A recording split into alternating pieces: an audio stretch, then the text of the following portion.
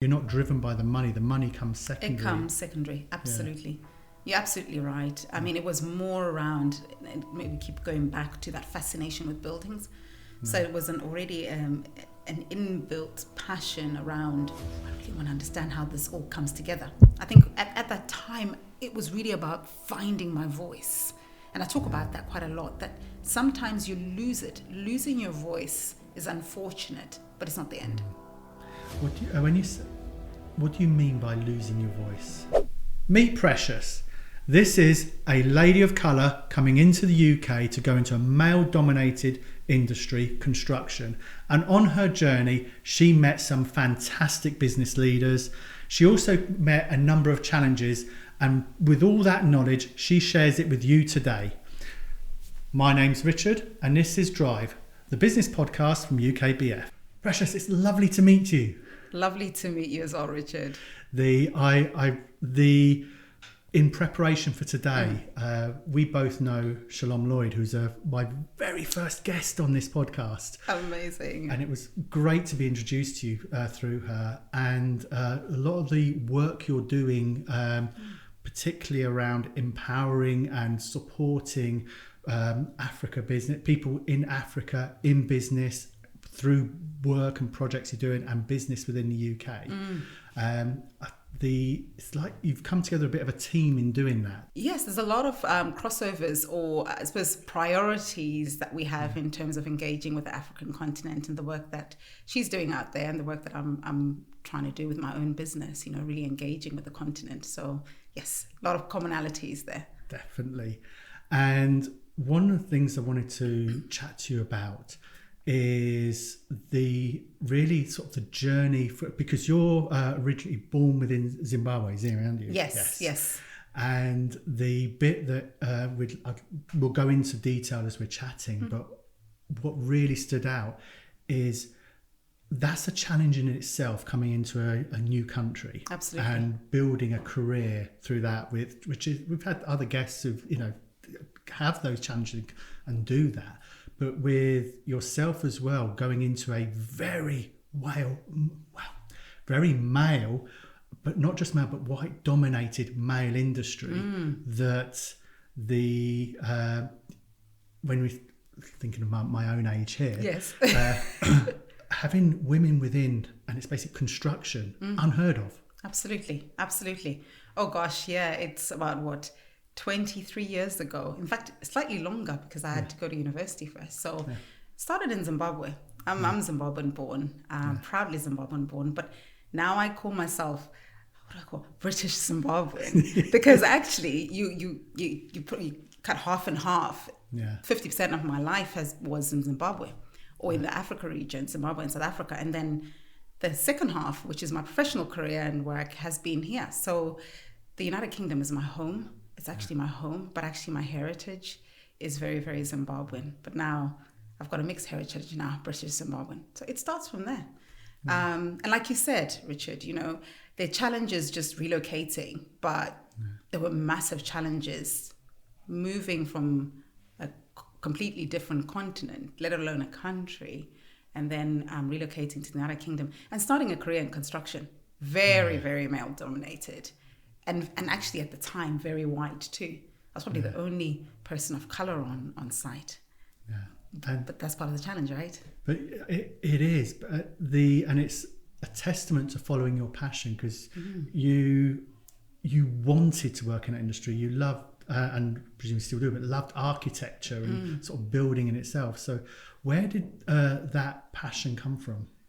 So, okay, I'll take everybody back to this girl who's probably about 10, 11, 12, would go on holidays. My parents were advocates of holidays. It's a great holiday.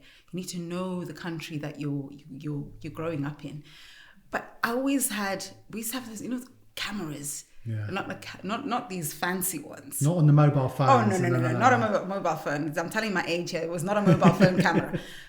But my dad loved videography a lot. He'd have those big videos, JVC videos, video cameras. The rest on your shoulder. Rest on your shoulder, right? And I always liked buildings. Every time we went on holiday, I'd be snapping, or I'd always replay back. And I'd always have this attachment to the way things looked, the way the landscape looked. So not just the buildings, but actually how the buildings sat within that particular environment. So at a very young age, I had a love for architecture, and it just started in that manner that I think I started picking up that buildings really fascinated me. What happens next then? So you're a young person, sort of just approaching your teens at that sort of age. Yes. You know where you want to go and what career you want to go on. To an extent, because I was torn between law and construction. I know. Way different paths. I know. I know. But to your point, yes, approaching early teens, I remember having a conversation with my dad at the time, and to be fair, he's probably the catalyst to me actually making a firm decision to join the industry. And I remember having a conversation with him. I really loved buildings. Okay, he says, what about buildings do you love? And then I considered a career in architecture, and I thought 7 years, that's pretty much like going through a medical doctor degree. Too long for me, right? And I had an opportunity. I suppose most people wouldn't get it, but my father managed to arrange almost like an internship position. At the time, it was with Knight Frank, real estate, property agents. And I soon realized that actually walking around buildings valuing wasn't really feeding the passion, because I was looking at an end product. I wanted to understand how it all came together. And this was within Zim? This is in Zimbabwe. This is in a town called Bulawayo, where I grew up. Yeah. And then in my penultimate year, I think they would call it like first year of sixth form here, so we'd call it lower six at the time, a long time ago. Got an opportunity to work for Turner & Townsend. They still exist. They're big top 5 construction consultancy. And I worked with them. And at the time, that's when my dad said to me, have you heard, there's a profession called quantity surveying. I thought, quantity surveying, okay, sounds interesting. So I had like a 6 week stint with Turner & Townsend. And that was my first exposure to them even considering being a quantity surveyor. I'd not heard of it. I had some exposure for 6 weeks, and it sealed the deal for me. I then applied to study a Bachelor of Science in Quantity Surveying with the University of Cape Town. Okay. And so you was encouraged and you supported. Your dad was sort of encouraging you to go in, and presumably he would have known at the time this was a very male-dominated sector to work in. Yes. Okay. Yes. So the bit, and I picked this up from listening to a previous podcast you've been on, that I love, and you're not the only guest I've had on here as a black woman who's been encouraged by her father to push her career. Yes. When in Africa there is some, I don't even know what words to use, but some women are not encouraged into high careers. But I get a vibe that fathers are pushing for change in that, and encouraging the women. 100%. I mean, I'll pay homage definitely to my father. Yeah. I don't think I would have actually even known that there was a career in quantity surveying at all, let alone known what it meant. And I think early advocacy started to show up then. Yeah. I mean, we talk about allyship. We talk about allyship right now, even in the industry. My ally really was my dad. He was a male. And I'd have to say this actually to anybody out there, that in my family there was nobody with construction history. So that there's this whole barrier that people that don't necessarily have people that are in family in construction, there might be a barrier to actually entering the industry. So I had an ally, was my dad, who was almost like a visionary. You could see that there was an opportunity to make something out of yourself in that particular career. And I think it sort of fed back to me and passed on that actually, why not do it? Because it's not, it's not too popular, so maybe I can make some money out of this, right? It's all about the money, right? Yeah. And also equally, this is quite exciting. What was your first day at work? What was your first few months at work like? I would say this, I had a soft landing, as they say. Yeah. Very, very soft landing. The company that I worked for, I don't think it's still existing at the moment, MJ Gleason, really great company. So I had a soft landing. I had a car within 2 days, which most graduates don't have. But for me, it was more the social element. I was in Oxford, so I'd moved to Oxford. Most of my family were in London, the London area. So there was a lot of isolation. I'd say the first six months were really, really tough. But I'll say I'm not one to then shy away from that sort of thing. So I quickly realized that there were a number of graduates within our network at work, started making those connections. And then within about 3 or 4 months, I was very, very much assimilated into the whole social element. Because, you early years, you're 22 years old. Yeah. Being social is really important. So I made those connections with people that were that I could relate to. But it was tough. Yeah. It was tough. And this is one of the things I've picked up from listening to you talk on other sort of YouTube videos and podcasts is where one of the key things and recommendations you give to young people or anybody in business really is to build up a network and sort of whether it's a sort of a network of peers that you can connect with and support each other. And I'm almost like you've pretty much answered the question, but really is how important is that, and how would you go, to somebody else? How would they go about that? So I would say understanding that isolation is just not going to let you progress. So I identified very quickly, and I use that example of coming into a completely different environment. So anybody listening is, if you enter any different environment, it could be country, it could be organization, it could be community, it could be you've moved home. Yeah. Assimilation is really, really important for starters. Understand the environment that you're in. And then start to pick up people that have got similarities. You will naturally gravitate to people that either share similar likes, etc. Now, it's slightly different in business. So one of the things that I've learned over the years is really not picking out, but being quite intentional in the way that you network. Before it was almost like spread the net and hope that you catch one or two. But over the years, it's been quite intentional. Go with a purpose. If you go to networking events or whatever it is, understand the type of people that are going to be there. How do they align with what you want to get out of it? It's not a case of, I am going to target these people. No, but go in there knowing the audience that is there. So you can maybe build up conversations on similarities or likes or whatever it is. And that's what I would say. Just stay true to yourself, but understand the landscape within which you're operating in. Do you think it makes a difference whether it's a male or female advocate for a young female coming into a male-dominated industry? I don't think it does.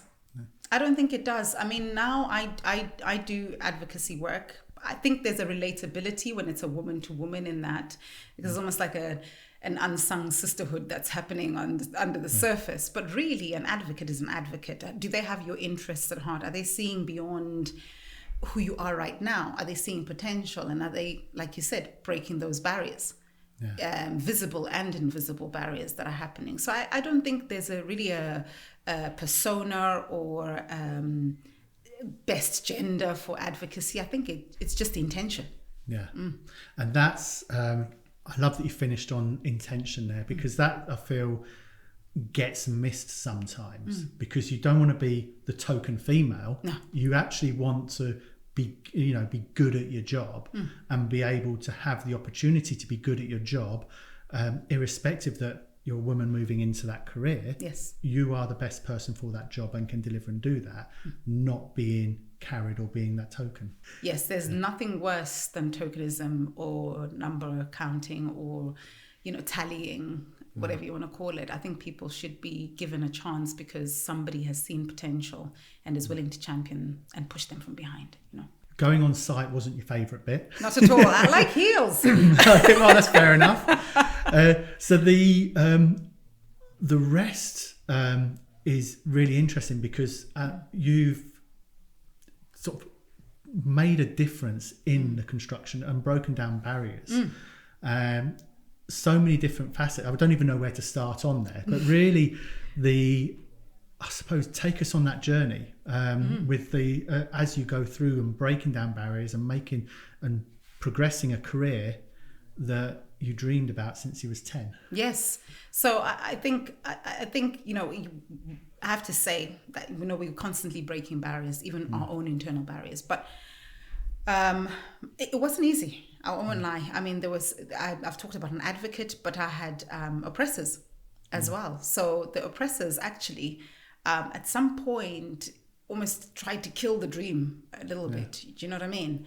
But I think what's really, really important was having those people around you, whether or not they were people at work or people at home or family or friends, whatever it is. I say in my journey, there was a critical time where I was really considering, do I really want to stay in this industry? Because I just had my children and it just wasn't the right fit at that particular time with a particular individual.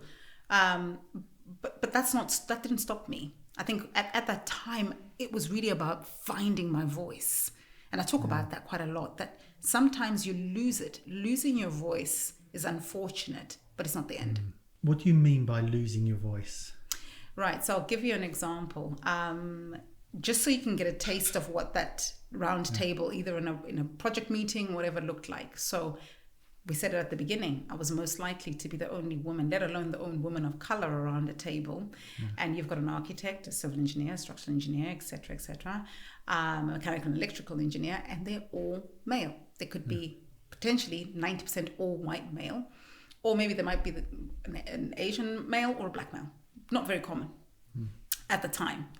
And I remember the dread in some cases, even when I'd become chartered, even when the institution had said, tick, she's a professional, she's capable, she's competent, sitting around a table and your voice being taken away every single time because when you wanted to input either a challenge, so context, quantity surveyor is not necessarily an architect's best friend because we're always looking at ways to have value on the project in terms of cost. So challenging a middle-aged white male at the time was almost like, well, what do you have to add? Do you know what I mean? And it wouldn't, I don't think it would have been any different even if it was a white female, because what have you really got to add? And then you put in the age factor at the time. I think I got chartered when I was 26, 27. So I've got the letters at the end of my name. I actually know what I'm talking about, and I disagree with your design. Losing my voice happened on so many occasions around that table where I started considering that, I don't really think I've got the heart for this. I'm being questioned on my capability all the time. And now my memory's kicked in, and thinking back, that breaks down some barriers, even I imagine for yourself as well, some of the more hardened ones who maybe weren't so welcoming. Yes, it did. Because remember somebody saying, can we just hear what she's got to say? It's almost like, let's stop for a little bit, take a breath. And then it's like, Precious, please say the right thing because because I put my neck on the line here. This is why it's like only say something when you know that it's going to be quite impactful, because sometimes you only have that. Unfortunately, sometimes you only have that one chance, And I carried that through my career. And as I went along, I mean, working on really amazing projects, working with really great teams. And actually, identifying different leadership styles that just didn't resonate with me or made my heart dance and think, oh my gosh, you're a really amazing leader, right through to then, setting up my own business. Yeah. And you just mentioned through to setting up your own business. What drove that? I'd been working in the industry for about, this was 2017 when I decided, yes, I'd been working in the industry for about 15 years at the time. And I was like, I really want to study, but I want to study something that is going to have meaning later on in life.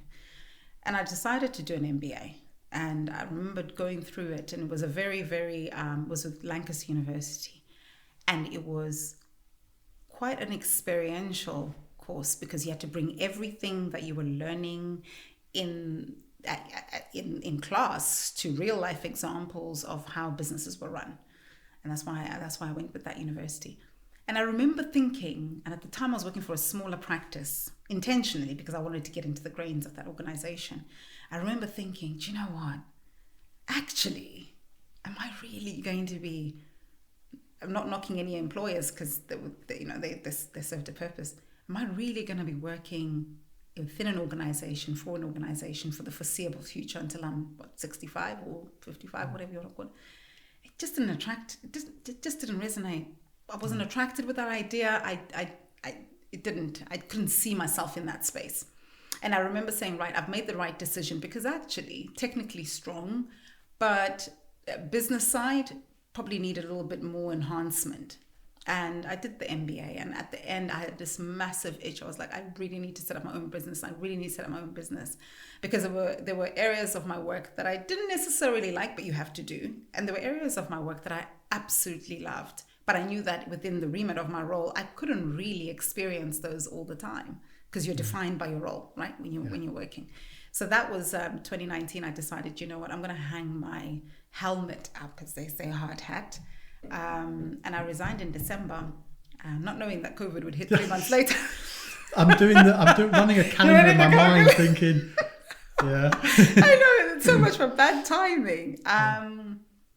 But yeah, no, I decided pretty much on that. I did not see myself when I looked ahead. That picture wasn't there of Precious being employed. It just. If you're not happy with what you're doing, you don't see a future where you are, then move on. Move on. So with you looked ahead and you didn't see yourself in that role till retirement. Was it the maybe even mediocrity of it, or sort of like the just sort of mundaneness of just the 9 to 5, or was it was there an element of the opportunity, career progression, or sort of being in charge of your own destiny? Gosh, there were multiple factors. I remember thinking, sorry to cut you off. I remember thinking at the time, because I was commercial director at the time, so I was. You're pretty high up. I was. My career was progressing quite nicely, and I was working in an organisation that my very longest job. I enjoyed what I was doing. So it wasn't necessarily the mundaneness, because actually the role itself was quite diverse in the type of work that I was doing in terms of output. I think it was more around, okay, so we've been doing this, Precious, for the last 17 years. So we've been, yes, it's 9 to 5. Yes, at the time it was even hybrid working because they were quite an advanced thinking business. And I just felt there was more. I felt there was more that I needed to do. Yeah. And also, if I'm being whatever, I wanted to do the task that I enjoyed doing rather than doing anything else. And I realized very early on that leadership practice, oh my gosh, just resonated with me. Now, you can be a commercial director, but if you go and you say, look, 50% of my work, I really want to focus on leadership practice in the construction industry. My boss would probably say to me, that's great. Read your podcast, listen to your podcast on your way to work and focus on leadership on that, because actually you're not paid to do that role, right? Yeah. And then another part was I was really interested in understanding why people went for opportunities, like why organizations go for opportunities. So that was in my bag, in my gift, in where I was working, because I was working on commercial strategies and all that for infrastructure projects that were coming into the forefront. But actually I was like, I really want to have a mix of the people element and the technical element. Yeah. It's not really going to work in this environment. And I felt there was a lot more that I wanted to do, and it was in my gift to do it, but there would always be restrictions because it wasn't my organization. And so when I thought about all those things, I thought, this is, okay, you're either going to just have to suck it up and carry on doing what you're doing and carry on going to the ranks, and that's a half-lived life, or take a punt. Yeah. So you took a punt. I did. The timing was probably a little bit the worst. Well, let's cover that then. So you said like timing's the worst. We all know what happened in February, March 2020. You had literally just started your business. Yes. And and your business in construction. Yes. Yeah. So that industry shut down. Completely. Initially, yeah. Completely. So what are the emotions that going through? Because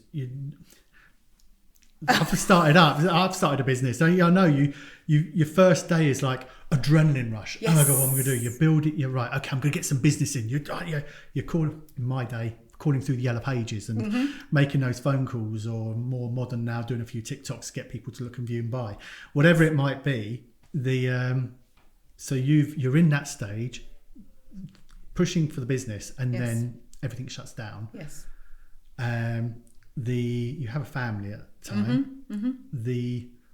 What is going through your mind? I can't say the word, but I'm like, where's the parachute? Because I'm actually just going to land flat on my face. And I remember fear creeping in. And I was fortunate, we talked about relationships right at the beginning. So yes, construction on site had completely stopped because we're trying to figure out, what does COVID actually mean, et cetera. But most of the work that I do or have done is quite collaborative. And I happened to have somebody within the network that just said, look, there's a piece of work within your skill set, which is procurement strategy. And I was fortunate enough to then have that cushion for about 9 months of a role where I was working as an external consultant to a public sector organization. And that really, that was a nice soft landing. Again, built on relationships that I'd had for a long time. But back to the feelings. I was petrified, absolutely petrified. And this opportunity didn't come in April. So my notice finished in April because you have to give quite a long notice. But I remember thinking, right, this is quite interesting. I've got money to last me for X amount of months. And then, oh dear, should I have really left that job? You start doubting your decisions. And I was doubting my decisions so much at that point in time. And I was like, but why did you do it? Why did you leave your role? Did you leave your role because you wanted it to be comfortable? Well, to an extent, maybe. Did you leave your role because, you this was the thing that you needed to do? Yes. Did you leave your role because you were unhappy with the organization? Absolutely not. I wasn't unhappy with the organization. So when I went back and I replayed everything, I kept replaying this, by the way, for months, just reassuring myself that, yes, you've made the right decision. Yes, you've made the right decision. Because as you said, starting a business is hard. You get the adrenaline kick and then reality kicks in. It kicks in every day. Yeah. What took you next? Because you're not just in construction now. No, I'm not. So when I first started, it was purely about what my skill set was. And, I mentioned earlier on about how leadership really, really resonates with me. So again, fortunate because of relationships, I got an opportunity to start working with Cranfield University. And not engineered. Nothing I'm doing. I think it's engineered by the man upstairs. I have to give her much. But I got an opportunity through a mutual friend who said, look, there's an opportunity to work with Cranfield. And they are an amazing, I suppose, client, to be fair. And I started really formalizing that whole leadership practice, leadership journeys, leading self, so many different modules that I now deliver with Cranfield University. And that really it cemented my offering of leadership consulting. And more so in an industry that I love, which is construction. So it's gone full circle. That, I have experiential, through my career, I've had experiences in construction where I've seen good, bad, ugly leadership. But actually now, cemented with knowledge and a little bit of study and everything else, I can now go back into that industry and be an advocate for change, because I'm not just speaking from the outside looking in. I understand some of the issues, some of the problems, some of the challenges that are faced either by leaders or organizations or even right bottom up staff. So that is a passion that became a practice that I offer now in Caris Advisory. And I remember at the time when I first started, clarity. I don't know when you started your business, I had no clarity, right? Clarity comes over time. And I remember thinking, oh gosh, right, okay, I'm a construction advisor. Okay. I do procurement, I do cost management, I do project management. That's in my bag. That's what I do every day, eyes closed.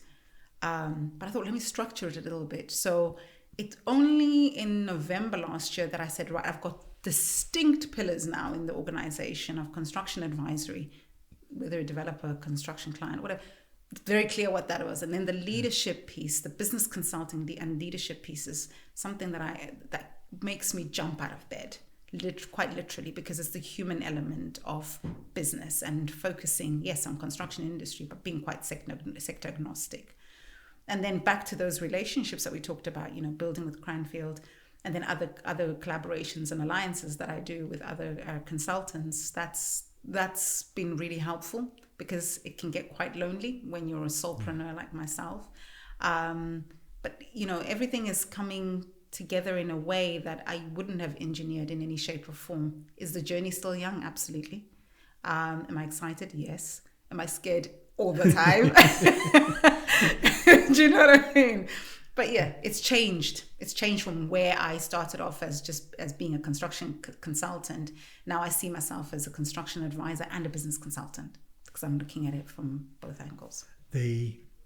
I often, whenever I'm in a moment of thinking about a decision to make, I think back now, my first proper boss hired me at a point where I had drug problem, I had a lot of emotional problems I was going through.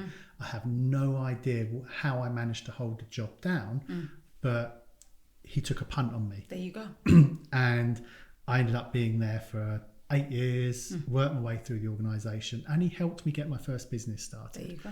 And the difference good leadership can make on an individual, if it wasn't, I'm very confident that if this person hadn't have took a punt on me back in those days, yes, my life would have been very different, because at that point I was literally dragged to a YTS centre and said, like, you need to get off the streets. Yes. Your business is about leadership. Yes. And that when I can't empathize to a level to truly understand, because I'm not a young woman of colour who went into a white male dominated industry, who came from another country into a new country to build up. So I can't. But I can imagine that going through the career that you have been through across all those hurdles, as you alluded to there, you touch on so many different parts of leadership that you would have experienced so many aspects of what makes a good leader to cover so many different parts of what leadership entails. So Summer, what is a good leader? So leadership for me is really about a good leader, not so much a good leadership practice is your behaviors, the way you engage. It's I hate to use traits, but qualities that you have that make other people, when they speak about you, they speak in a manner that shows impact. You've shown some impact in somebody's life, whether be it in a workplace environment, because leadership comes in many guises. It could be on a football pitch, it could be in a hockey team. But actually, how has your practice impacted and influenced other people? I love that. I don't want to spin it around, but as you're talking, I was asked, like, what do you want written on your tombstone? It's one of those sort of like questions. Are we going to be morbid now? We're going to be, but I sit there and I just think, I just want to, he made a difference. Yes. So that's the one thing as you're talking there, is just wanting to make a difference. Yeah, change maker. Yeah, just change makers. So people can talk about you and say, we talked about 2 people already on this table that took a punt, and it pivoted. Your life pivoted my career and my life to an extent, absolutely. So it's just that. Can somebody talk about you or me in a manner that shows the impact positive, and equally learnings, because with leadership, we're learning both ways. When you're starting out, you're on your own. You're effectively leading yourself. Yes. So you're accountable to yourself. But at some point, if your business continues to grow, or you want to grow beyond just yourself, you need to become a leader. Yes. That to inspire people to follow your dream, because your business is your dream, and if the people you employ don't buy into the dream of what you're trying to build, then there's no point. There's no point. So how can you make that transition from leading yourself to leading other people? So I think it's about knowing self first. A lot of people struggle to put the mirror in front of themselves and actually just be very clear about what they see, what they feel, what they acknowledge about themselves. So really understanding lead self. I mean, there's this wheel where I talk about lead self, lead relationships, and a culture. So if you were to start an organization, you've started your organization, understanding who Richard is, what are Richard's weaknesses, strengths, what can Richard bring to the table? Where are you vulnerable? Because that's where you can build your team around you. Because actually, if you're vulnerable in that space, why would you want to put yourself and have, I don't want to use the term anxiety loosely, but actually, yes, get people that are strong in that space so you can, you can anchor. That takes, or at least took me, longer than it should have done, I think. Bear in mind, I've been self-employed for a quarter of a century. Longer than perhaps it should have done to appreciate and to almost step back. I see my role here within the business, not at the front. No. Very much like... shepherd. Yes. Yes. Yeah. There's a fantastic quote by Nelson Mandela. Yeah. Where he says, as a shepherd, you lead from the back because you can see your flock, you can see the weak ones, and you can actually guide them. Yeah. So yes, a shepherd. I wasn't heading that way, but I like it. I'll take that. But it took, for me, it took longer to appreciate. But being in that position now, can fully appreciate it. And I always say, I want everybody here to be better than me. Yes. In the areas that they want to be. The reflecting on the journey you've had. If you was to be stood in front of your younger self at the start, at the point of either going for that interview on a punt or taking the interview and sort of traveling over, pick your time zone.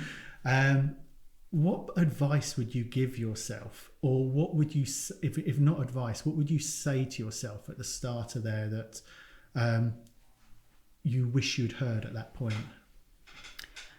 I would probably say, I've been asked this question before. And I think it's about the finding voice bit, because I think there was a time where I mentioned there was a bit of a wobble where I was thinking, I don't really have my voice. Externalizing that to other people that I might not necessarily be in the same environment. So my younger self was, I will solve this problem, I will deal with this. But actually, just being open about some of those issues, even to family members, it was hard for me. It was really, really hard. And I as a person, anybody that knows me knows that it's very hard for me to be able to show, and this is a learning piece as a leader, to show where there's an element of, I'm struggling here. Over the years, I'm fairly comfortable with it. I'm quite comfortable to say, I don't know this or whatever. But that comes, I think, with maturity and also just accepting the fact that you cannot know everything. Yeah. But at the time, if I look back at my younger self, is Precious, just say, I'm feeling uncomfortable. I don't really like the environment that how do I get around this? Have you ever lost your voice as an older person? What did you do? Reaching out. If I had reached out and been probably vulnerable as a 23-year-old, I think that maybe some of those little conversations that were happening in my head about, do I really want to stay in this industry, maybe would have been abated. But as a 45-year-old woman, I can absolutely say, I don't really care now, do I? no, same by. But I think, is it confidence that comes with age, or is it really don't really care now, in the sense, and I don't mean don't care in not dismissive, flippantly, yes, but in a like comfortable space. You're not comfortable, yes, yeah. Yes. Whereas a younger person, speaking personally, whether younger people may feel threatened in a way to not want to show vulnerability because it could be perceived as weakness or not right for the role, or you're in a position you shouldn't be in, or anything along those sort of lines, as opposed to as you get more mature and you actually lose worrying about those things, and a more mature person, you think, I'm going to say it, and I don't really care what you think of me at the end of it, because I'm being genuine, because I am who I am. Yes. Yeah. Yes. I think it's twofold. So generationally, we look like we come from the same generation. There was something around power structures.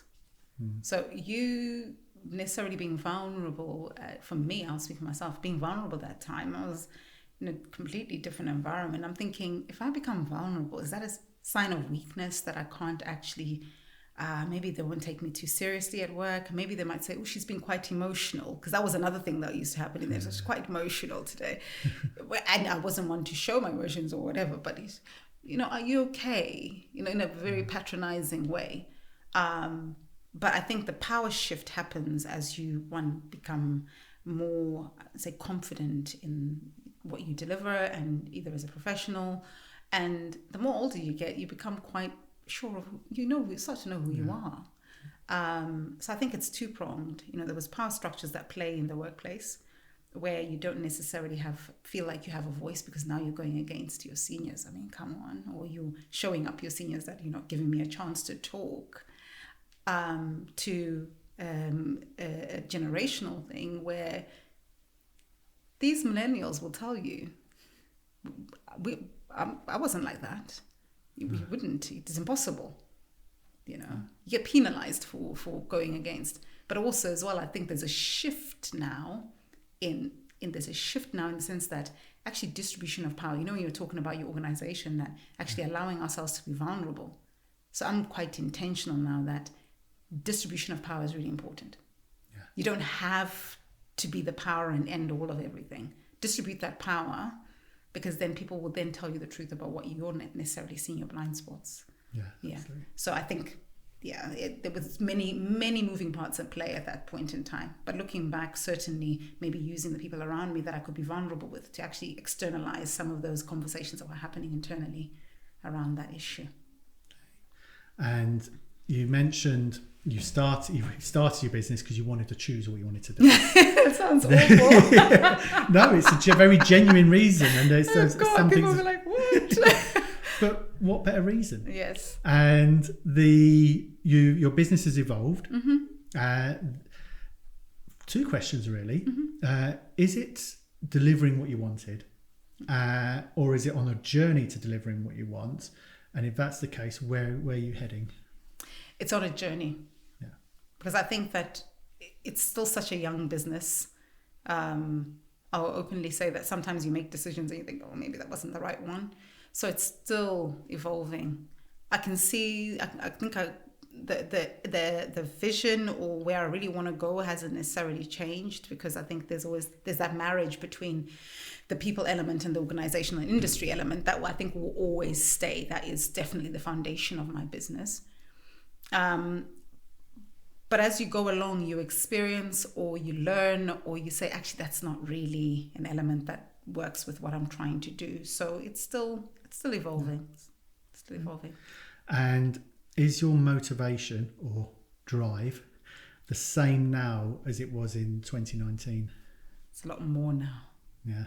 It's a lot more. And I think it's a lot, my motivation and drive is a lot more because I'm thinking, gosh, I've been waiting for a little bit. I've been in the deep blue sea and I haven't sunk quite yet. I haven't sunk yet. So I think there's something that's good happening there.